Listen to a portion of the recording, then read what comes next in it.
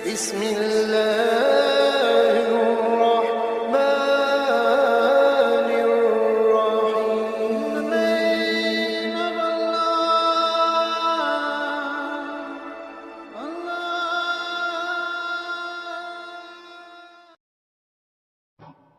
أعوذ بالله من الشيطان الرجيم. بسم الله الرحمن الرحيم. إذا جاء نصر الله والفتح ورأيت الناس يدخلون في دين الله أفواجا فسبح بحمد ربك واستغفره إنه كان توابا. صدق الله العظيم. سبحانك لا علم لنا إلا ما علمتنا إنك أنت العليم الحكيم. رب اشرح لي صدري ويسر لي أمري واحلل عقدة من لساني يفقهوا قولي. پناہ مانگتا ہوں میں اللہ تعالیٰ کی شیطان مردود سے. شروع کرتا ہوں میں اللہ کے نام سے جو بڑا مہربان نہایت رحم والا ہے. جب آ جائے اللہ کی مدد اور فتح فیصلہ اور آپ دیکھیں لوگوں کو کہ داخل ہو رہے ہیں اللہ کے دین میں فوج در فوج، پس آپ اللہ کے اپنے پروردگار کی حمد اور تعریف کیجئے اور پاکی بیان کیجئے اور استغفار کیجئے اللہ سے. بے شک وہ بڑا توبہ قبول کرنے والا، معاف کرنے والا ہے. یہ سورہ نصر ہے. نزول کے اعتبار سے مدنی ہے. اس میں 3 آیتیں ہیں.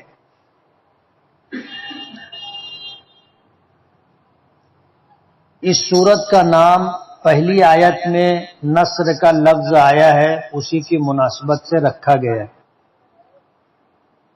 یہ سورت نبی کریم صلی اللہ علیہ وسلم پر آپ کے حجۃ الوداع کے موقع پر مینا میں نازل ہوئی تھی،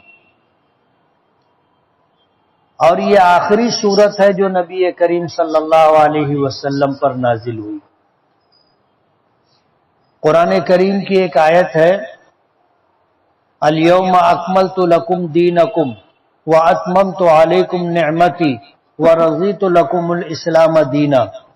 یہ نبی کریم صلی اللہ علیہ وسلم پر جب نازل ہوئی تو اس آیت کے نازل ہونے کے بعد احکام کے تعلق سے کوئی پھر آیت نازل نہیں ہوئی. حلال اور حرام کے متعلق کوئی آیت نازل نہیں ہوئی، اس لیے کہ اس آیت میں اللہ پاک نے فرمایا کہ آج کے دن میں نے تمہارے لیے تمہارا دین مکمل کر دیا. یعنی اب مزید کوئی حکم باقی نہیں رہا. حلال حرام جائز ناجائز کے تعلق سے اب مزید کوئی حکم باقی نہیں رہا، دین مکمل کر دیا گیا. الیوم اکملت لکم دینکم، آج کے دن تمہارے لیے تمہارا دین مکمل کر دیا ہے اور تم پر اپنی نعمتیں تمام کر دی اور تمہارے لیے دین اسلام کو پسند کر لیا ہے. تو دین کی تکمیل کی خوشخبری اس آیت میں دی گئی تھی. اس سے پہلے اس کی تفسیر ہو چکی ہے، اور اس کے بعد کچھ آیتیں آئیں، سورتیں آئیں، ان میں سے یہ آخری سورت ہے.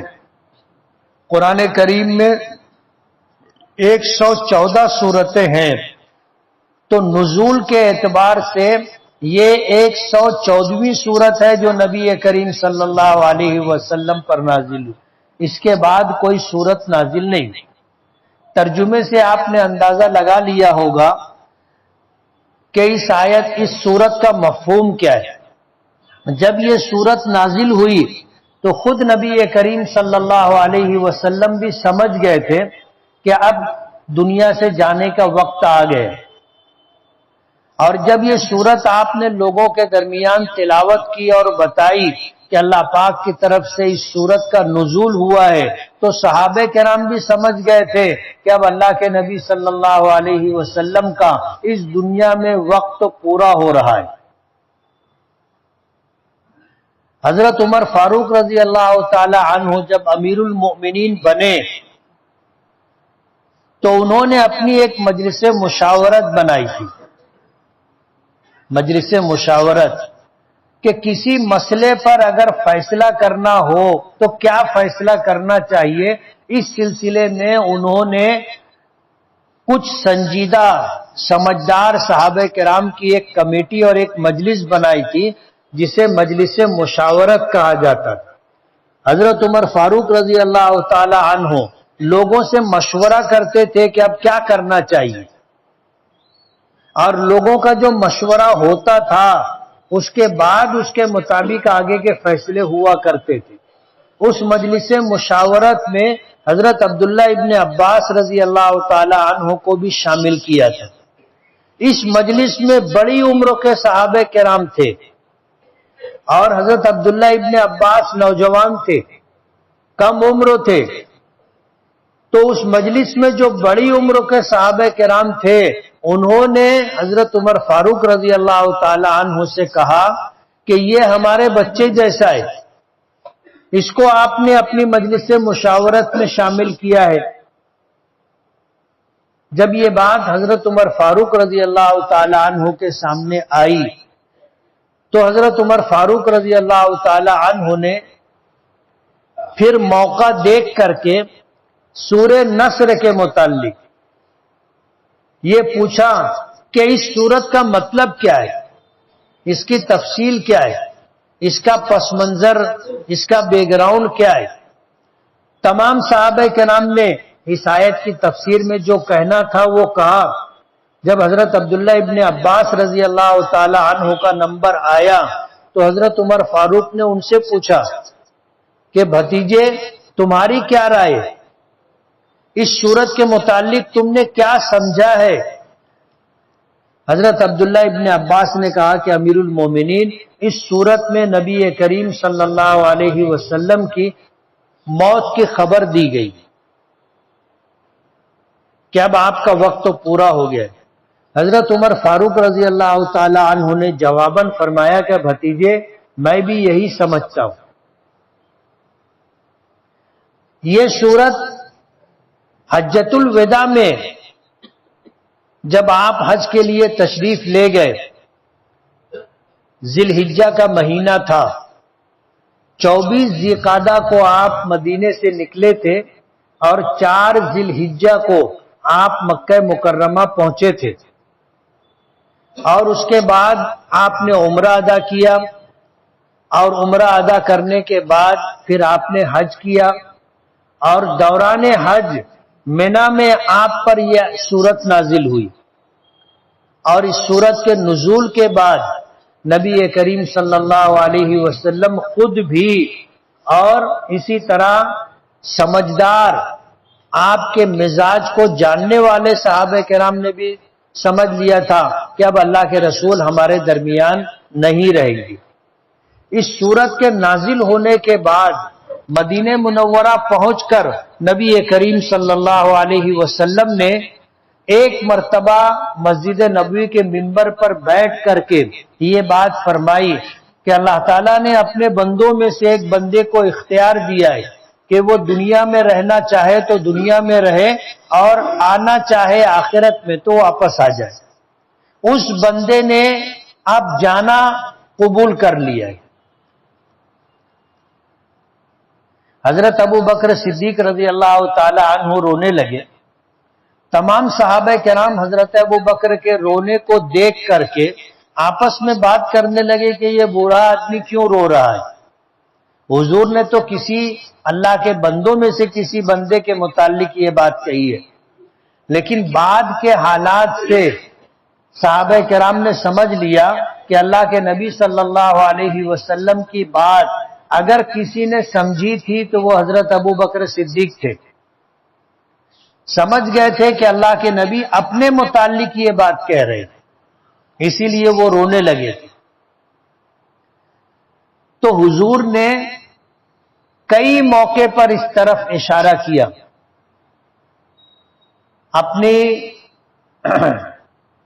دنیا سے جانے سے پہلے جب آپ نے ایک لشکر حضرت اسامہ ابن زید رضی اللہ تعالی عنہ کی سرکردگی میں بنایا اور اسے روانہ کرنا چاہا، تو اس موقع پر آپ کے ارشادات سے بھی یہ بات معلوم ہوتی ہے۔ حضرت معاذ رضی اللہ تعالی عنہ کو یمن کا گورنر بنا کر کے روانہ کیا تو حضور خود بنفس نفیس سواری کے ساتھ ساتھ چل رہے تھے۔ حضرت معاذ رضی اللہ تعالی عنہ کہنے لگے کہ اللہ کے رسول آپ سوار ہو جائیں، میں پیدل چلتا ہوں، تو حضور نے فرمایا کہ نہیں۔ حضرت معاذ نے کہا کہ اللہ کے رسول میں بھی گھوڑے سے اتر جاتا ہوں، آپ کے ساتھ پیدل چلتا ہوں، تو حضور نے فرمایا کہ نہیں، تم گھوڑے پر سوار رہو۔ اور اس موقع پر جو باتیں حضرت معاذ سے حضور نے فرمائی تھی، اس میں ایک بات یہ بھی تھی کہ معاذ ممکن ہے کہ اب اس کے بعد تمہاری میری ملاقات نہ ہو، اور ایسا ہی ہوا۔ حضرت معاذ گئے ملک یمن، تو آپ حضرت معاذ کی واپسی سے پہلے حضور کا وصال ہو گیا، تو اشارتاً نبی کریم صلی اللہ علیہ وسلم نے لوگوں کو بتانا شروع کر دیا تھا، اور اس صورت میں نبی کریم صلی اللہ علیہ وسلم کی بعثت کا جو مقصد تھا اور دنیا میں رہنے کا جو مقصد تھا، اس کے پورا ہونے پر آپ کو واپسی کی اطلاع دی گئی۔ ترجمہ آپ نے سنا کہ جب آ جائے اللہ کی مدد اور فیصلہ، فتح، جب آ جائے اللہ کی مدد اور مکہ فتح ہو جائے۔ اللہ کی مدد تو سمجھی جاتی ہے کہ اللہ تعالیٰ کی مدد آئے گی تو کس شکل میں آئے گی۔ فتح سے مراد فتح مکہ ہے۔ مکہ مکرمہ آپ کی جائے پیدائش ہے، اور آپ نے اپنی زندگی کے 53 سال مکہ مکرمہ میں گزارے، تو مکہ مکرمہ آپ کا جائے پیدائش بھی ہے اور آپ کی رہائش گاہ بھی ہے، یعنی آپ کا مولد بھی ہے اور آپ کا مسکن بھی ہے۔ 40 سال کی عمر مکمل ہونے پر اللہ پاک نے آپ کو نبوت و رسالت سے سرفراز فرمایا، اور 13 سال تک نبی کریم صلی اللہ علیہ وسلم دعوت و تبلیغ کا کام، رسالت کی ذمہ داری پوری کرتے رہے۔ مکے والوں نے حد درجہ تنگ کیا آپ پر اور آپ کے صحابہ کرام پر۔ ظلم و بربریت کا کون سا ایسا حربہ تھا جو استعمال نہیں کیا، حتیٰ کہ نبی کریم صلی اللہ علیہ وسلم کو قتل کرنے تک کا پروگرام بنا لیا، اور اس پر عمل پیرا بھی ہو گئے۔ آپ کے در دولت کو گھیر لیا گیا اور آپ کو قتل کرنے کا پروگرام بنا لیا گیا، اور جن لوگوں نے آپ کے گھر کو گھیرا تھا ان کو ذمہ داری دے دی گئی تھی، یہاں تک پہنچ گئے تھے، مجبور کر دیا آپ کو مکہ چھوڑنے پر۔ نبی کریم صلی اللہ علیہ وسلم مکے سے نکلے، مدینہ منورہ پہنچے۔ ہجرت کا یہ واقعہ بھی ایک تاریخی واقعہ ہے اور سننے سے تعلق رکھتا ہے۔ اللہ کے نبی صلی اللہ علیہ وسلم نکلے، حضرت ابو بکر کے گھر گئے، حضرت ابو بکر کو ساتھ لیا، اور پھر آپ مکے سے باہر نکلے اور مسفلہ اور خدئی کے راستے آپ غار ثور پہنچے، جبل ثور پہنچے، اور اوپر ایک غار تھا جسے غار ثور کہتے ہیں۔ 3 دن 3 رات آپ نے وہاں پر چھپ کر کے اپنا وقت گزارا۔ حضرت ابو بکر صدیق رضی اللہ تعالی عنہ کے بیٹے بکری چرانے کے لیے پہاڑ غار جبل ثور کے دامن میں آتے تھے، اور بکری کا دودھ دوہ کر کے غار ثور تک پہنچایا کرتے تھے۔ حضرت اسماء رضی اللہ تعالی عنہ کے متعلق آتا ہے، حضرت اسماء رضی اللہ تعالی عنہ حضرت عائشہ رضی اللہ تعالی عنہ کی بڑی بہن ہے، اور حضرت ابو بکر صدیق رضی اللہ تعالی عنہ کی بیٹی ہے۔ ان کے متعلق آتا ہے کہ انہوں نے غار ثور تک کھانے کا پینے کا سامان تک پہنچایا۔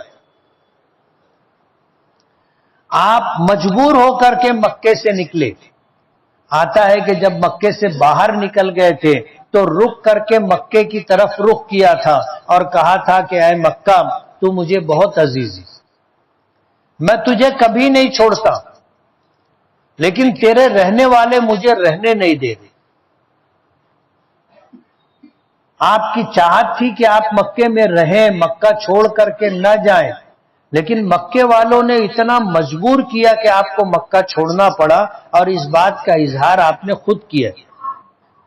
مدینہ منورہ پہنچے، مدینہ منورہ پہنچنے کے بعد آپ نے مدینے کو دارالاسلام بنایا، دارالسلطنت بنایا، اسلامی حکومت کی بنیاد ڈالی، اور 10 سال محنت کرتے رہے۔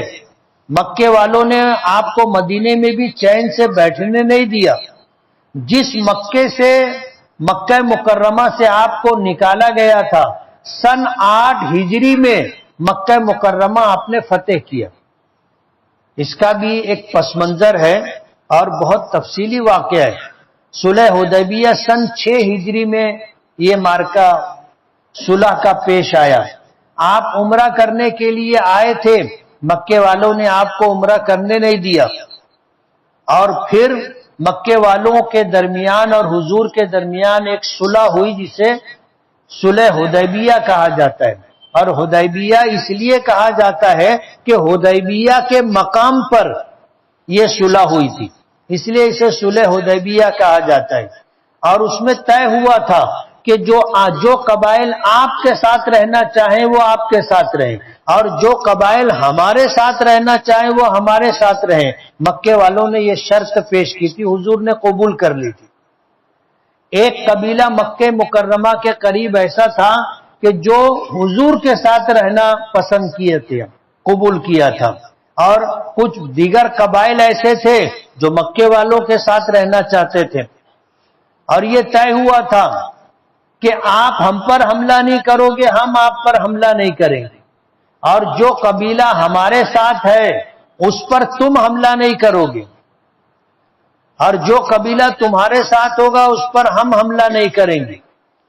اگر ہمارے ساتھ رہنے والے قبیلے پر حملہ تم نے کیا تو یہ ہم پر حملہ تصور کیا جائے گا، اور تمہارے ساتھ رہنے والے قبیلے پر اگر ہم نے حملہ کیا تو یہ تم پر حملہ تصور کیا جائے گا۔ یہ اس طرح کی صلح حدیبیہ کے موقع پر شرطیں طے ہوئی تھی۔ حضور پاک صلی اللہ علیہ وسلم کے ساتھ جو قبیلہ تھا، اس قبیلے پر ایک دوسرے قبیلے نے حملہ کیا، اور مکے والوں نے رات کے اندھیرے میں اپنے ساتھ جو قبیلہ تھا اس کی مدد کی، اور جو قبیلہ حضور کے ساتھ تھا اس پر انہوں نے حملہ کیا، اور بہت سو کو قتل کر دیا، بہت سو کو تہس نہس کر دیا۔ اس قبیلے کے کچھ لوگ مدینہ منورہ پہنچے، بچا کر کے، جان بچا کر کے نکلے اور مدینہ پہنچے، اور نبی کریم صلی اللہ علیہ وسلم کو اس پورے واقعے کی خبر دی۔ حضور پاک صلی اللہ علیہ وسلم نے اعلان کر دیا کہ مکے والوں نے صلح حدیبیہ کے معاملات میں خلاف ورزی کی ہے، اور جو قبیلہ ہمارے ساتھ تھا اس قبیلے پر حملہ کیا گیا تو مکے والوں نے ان کی پوری مدد کی، اس لیے ہمیں اب مکے پر چڑھائی کرنا ہے۔ حالانکہ نبی کریم صلی اللہ علیہ وسلم کی عادت شریفہ جنگوں کے معاملے میں کچھ اور تھی۔ اگر آپ کو ادھر جانا ہو، مشرق میں جانا ہو، تو آپ بتاتے نہیں تھے کہ ہمیں مشرق میں جانا ہے اور کیوں جانا ہے، کس قبیلے پر حملہ کرنا ہے، نہیں بتاتے تھے، اور اس رخ پر سفر نہیں کرتے تھے۔ مدینے سے نکلتے تھے تو یا تو مغرب کی طرف جاتے تھے، یا شمال کی طرف جاتے تھے، یا جنوب کی طرف جاتے تھے، مشرق کی طرف نہیں جاتے تھے، اور کافی سفر طے کرنے کے بعد پھر رخ تبدیل کرتے تھے۔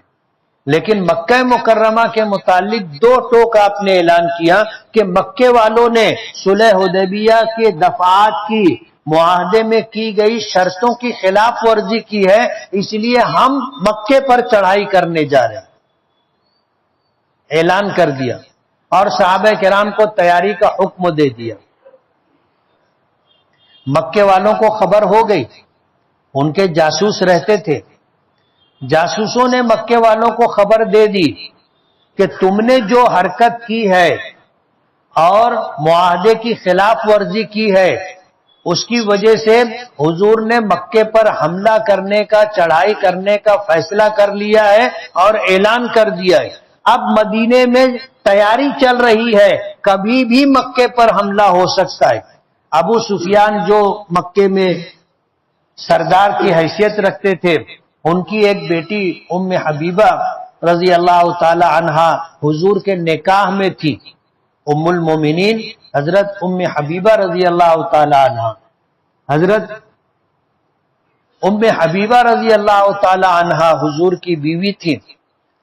ابو سفیان نے مکے سے مدینے کا سفر کیا اور آ کر اپنی بیٹی ام حبیبہ سے ملاقات کی اور کہا کہ تم حضور سے سفارش کرو کہ ہم سے معاہدے کی خلاف ورزی ہو گئی ہے، ہم معاہدے کی تجدید کرنا چاہتے ہیں، از سر نو معاہدہ کرنا چاہتے ہیں۔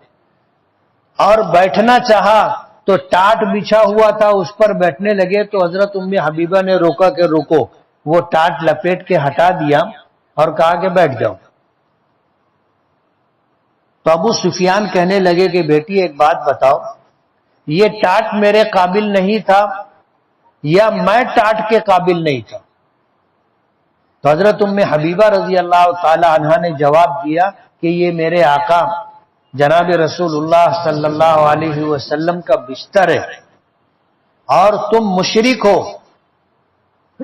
اور مشرک ناپاک ہوتا ہے، اس لیے تم اس پاک بستر پہ نہیں بیٹھ سکتے، اس لیے میں نے بستر اٹھا دیا۔ تو ابو سفیان کو اندازہ ہو گیا، کہنے لگے کہ بیٹی مجھ سے جدا ہونے کے بعد تم بہت بدل گئی۔ ام حبیبہ نے کوئی جواب نہیں دیا۔ ابو سفیان کہنے لگے کہ تم حضور سے سفارش کر دو کہ معاہدہ پھر سے کر لے۔ ام حبیبہ نے انکار کر دیا کہ ہم عورتیں مردوں کے معاملات میں نہیں بولتی، یہ تمہارا معاملہ ہے، تم دیکھو۔ ابو سفیان وہاں سے نکلے، حضرت فاطمہ رضی اللہ تعالی عنہا کے پاس آئے اور آ کر کے کہنے لگے کہ حضور سے سفارش کر کے ہمارا معاہدہ پھر سے کروا دو۔ تو حضرت فاطمہ رضی اللہ تعالی عنہا نے بھی یہی جواب دیا کہ ہم مردوں کے معاملات میں دخل نہیں دیتی۔ اس کے بعد ابو سفیان نے حضرت حسن اور حضرت حسین سے کہا کہ تم چل کے اپنے نانا سے سفارش کر دو۔ بچے تھے، یہ 5 سال 6 سال کی عمر تھی۔ حضرت فاطمہ رضی اللہ تعالی عنہا نے روک دیا کہ تم بچوں کو اس معاملے میں مت ڈالو۔ ابو سفیان گئے تو حضور نے معاہدے سے انکار کر دیا۔ ابو سفیان سمجھ گئے کہ اب تو جنگ ہوگی، وہ واپس مکہ آئے۔ اللہ کے رسول صلی اللہ علیہ وسلم نے پوری تیاری کی اور مکے کی طرف رخ کیا، اور سن 8 ہجری میں مکہ مکرمہ فتح ہوا۔ جب مکے کے قریب حضور پہنچے تو آپ نے اعلان کیا اور تمام صحابہ کرام جن کی تعداد 10,000 یا اس سے زائد تھی، ان سے یہ کہا کہ ہر آدمی اپنا چولہا کھانا پکانے کے لیے الگ جلائے، ایک چولہے کے اوپر 2 لوگوں کا کھانا نہیں بنے گا۔ ایک جنگی حکمت عملی تھی۔ رات کا وقت تھا، ابو سفیان پہاڑ پر چڑھے اور چڑھ کر کے وہاں سے انہوں نے دیکھا کہ دور تک چولہے جل رہے۔ اب 10,000 لوگوں نے اپنا اپنا چولہا جلایا تو ظاہر بات ہے 10,000 چولہے جلے۔ ابو سفیان نے اندازہ لگایا کہ اگر ایک چولہے پر 10 آدمیوں کا کھانا پکے تو 10,000 چولہوں پر کتنے لوگ کھانا کھائیں گے، کتنے لوگ ہوں گے؟ تو ان کو ایسا لگا کہ 1,00,000 سے زائد لوگ آئے۔ یہ جنگی حکمت عملی تھی۔ ابو سفیان نے مکے والوں کو بتایا تو مکے والوں نے ہمت چھوڑ دی کہ اتنے بڑے لشکر کا تو ہم مقابلہ نہیں کر سکتے. حالانکہ آئے کتنے لوگ تھے؟ 10,000.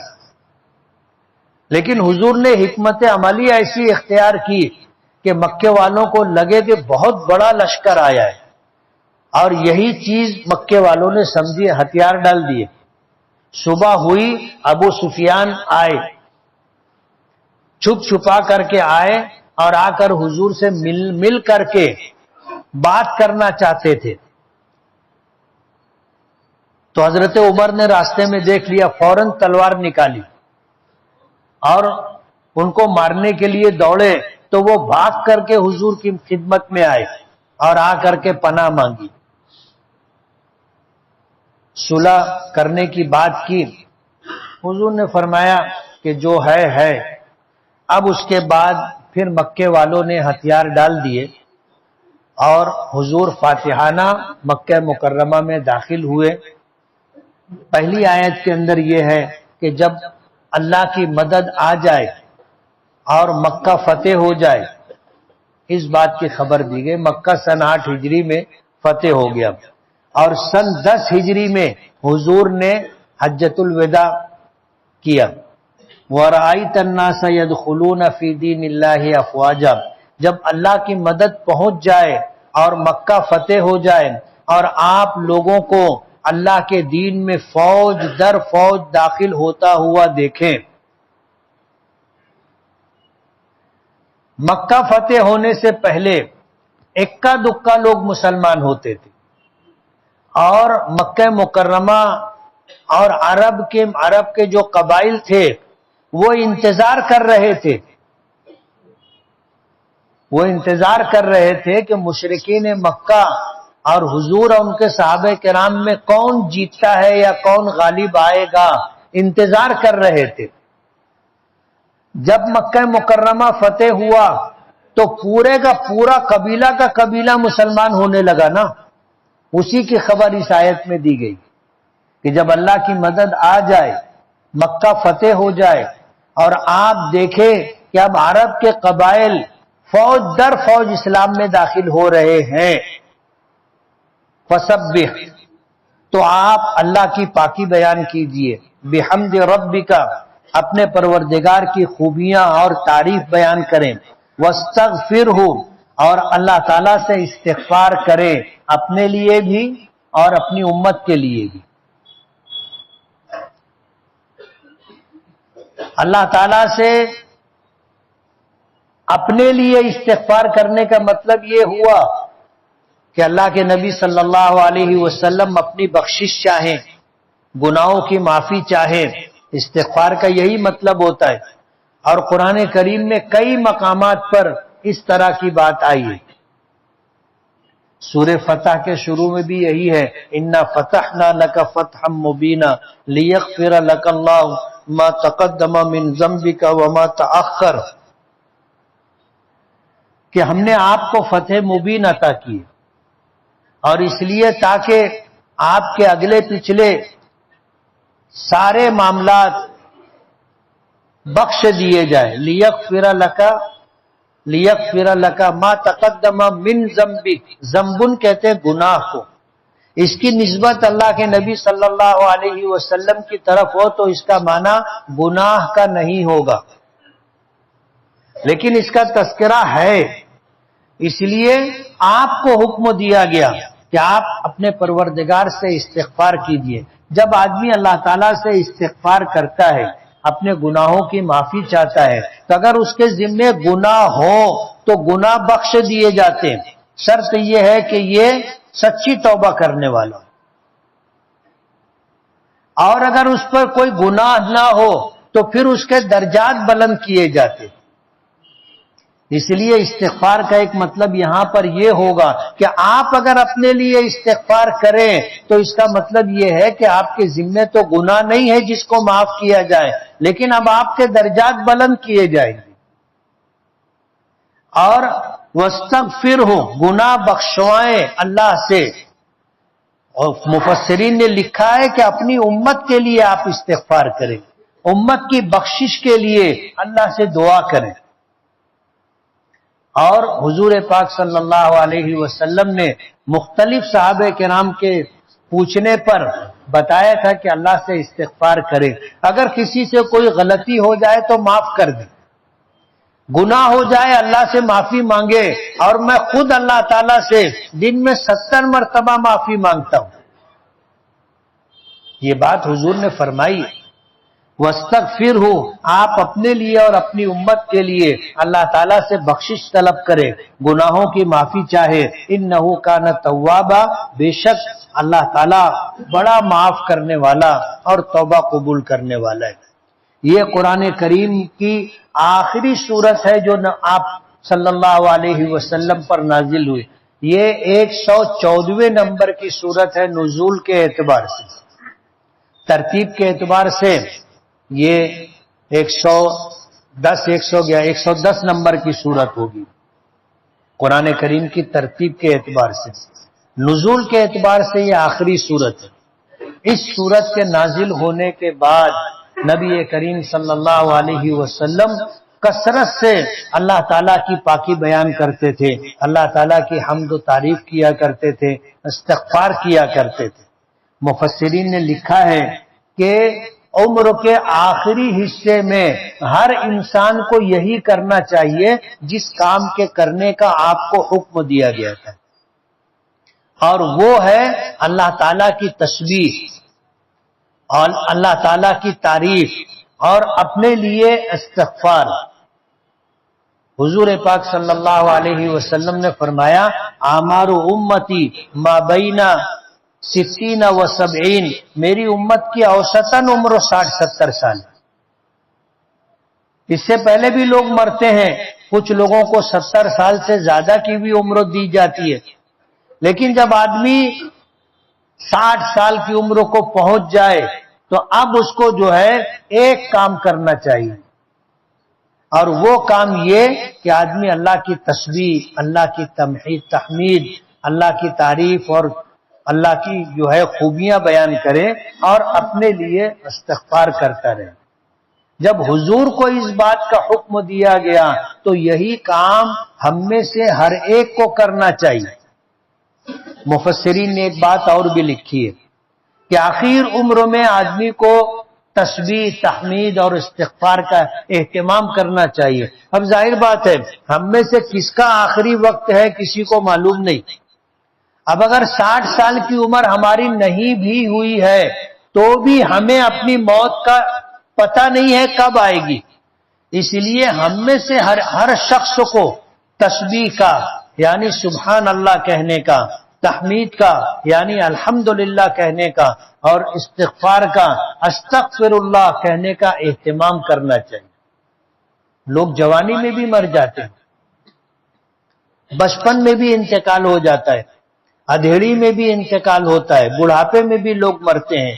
تو فسبح بحمد ربک واستغفرہ، اس آیت سے ہمیں بھی یہ پیغام دیا جا رہا ہے کہ پتہ نہیں ہم میں سے کس کا آخری وقت آ گیا ہے.